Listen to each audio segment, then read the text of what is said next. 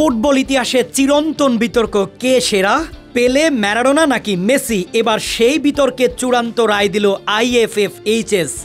German ভিত্তিক সংস্থা international federation of football history and statistics প্রকাশিত তালিকায় সর্বকালের সেরা ফুটবলার হিসেবে শীর্ষস্থান পেয়েছেন লিওনেল মেসি। তারপরে রয়েছেন পেলে ও ম্যারাডোনা। 1984 সালে প্রতিষ্ঠিত IFFHS এই তালিকা তৈরি করেছে খেলোয়াড়দের ব্যক্তিগত ও দলীয় পরিসংখ্যানের ভিত্তিতে। দলীয়ভাবে মেসি এখন পর্যন্ত সর্বোচ্চ 46টি শিরোপা জিতেছেন, আর ব্যক্তিগতভাবে তার ঝুলিতে রয়েছে অসংখ্য অর্জন। এর মধ্যে রয়েছে রেকর্ড 8টি ব্যালন ডিওর।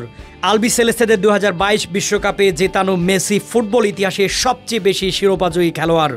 তিনি বার্সেলোনার হয়ে 35, পিএসজির হয়ে 3, ইন্টার মায়ামির হয়ে 2 ও আর্জেন্টিনার হয়ে বিশ্বকাপ সহ 6টি শিরোপা জিতেছেন। এভাবে দলীয় ও ব্যক্তিগত অর্জনকে মানদণ্ড ধরে সর্বকালের সেরা 10 জনের এই তালিকা দাঁড় করিয়েছে IFFHS, যেখানে দ্বিতীয় স্থানে আছেন ব্রাজিলিয়ান কিংবদন্তি পেলে। ইতিহাসের একমাত্র খেলোয়াড় হিসেবে তিনি 1958, 1962 ও 1970 আসরে 3টি বিশ্বকাপ জিতেছেন। তার সঙ্গে সর্বকালের সেরা লড়াইয়ে ফুটবল ভক্তদের পছন্দের প্রতিযোগী ছিলেন ম্যারাডোনা। মেসির মতো তার এই স্বদেশীয় জিতেছেন একটি বিশ্বকাপ। 1986 আসরে জয়ের পর হেরেছেন 1990 আসরে। তাকে তালিকার 3-এ রেখেছে জার্মান সংস্থাটি। দীর্ঘদিনের প্রতিদ্বন্দ্বী রোনালদোকে সর্বকালের সেরা ফুটবলারের তালিকায় 4র্থ স্থানে রেখেছে IFFHS।